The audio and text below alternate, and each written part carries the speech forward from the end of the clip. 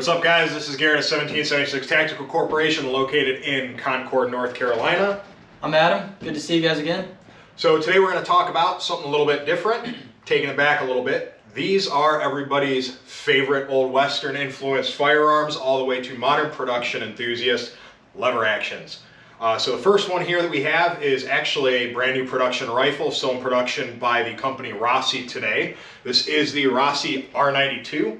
This is in 357 Magnum, also capable of shooting .38 Special. This took all of its design cues directly from the Winchester repeating arms side loader and top eject system. So these guys are produced in Brazil. Wonderful fit and finish, great shooting guns. They do offer these in quite a few different calibers, all the way as small as 17 HMR, all the way up to 45-70 government. There are a lot of variants of the Rossi lever action modern clone rifles on the market today. So talking about being a clone of the Winchester repeating arms lever action, Adam's going to talk about his personal favorite here. Next up, we've got a pair of Winchester 94s. They were originally designed by John Browning in 1894 and then went into production in 1895. As the 1911 guys like to say, 2 world wars, baby. Just like the Rossi, we've got a side load and top eject. Some of the newer ones had kind of an angled eject to clear a scope. There were a few different variations. We have the open front sight, and then later models also had the hooded front sight.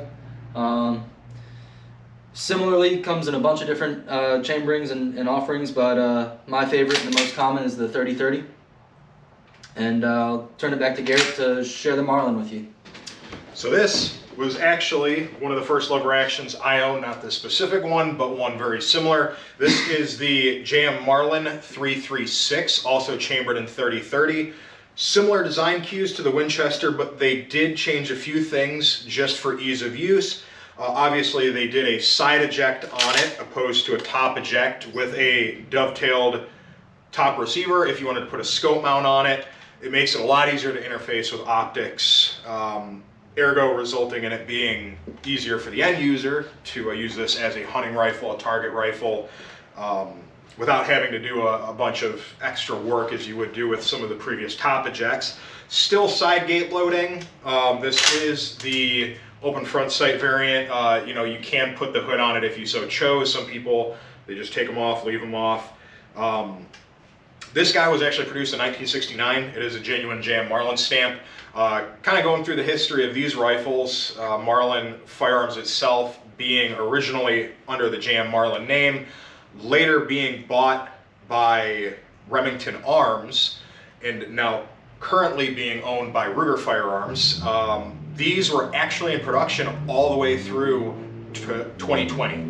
So unfortunately it is not in production now. I do expect Ruger to continue the very long and successful tradition of this rifle.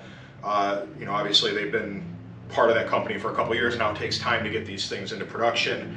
And then speaking of that, for all you that have been really wanting to get lever actions, whether they be Henrys, Marlins, Rossis, really everything on the market right now, there has been a pretty small availability of these firearms.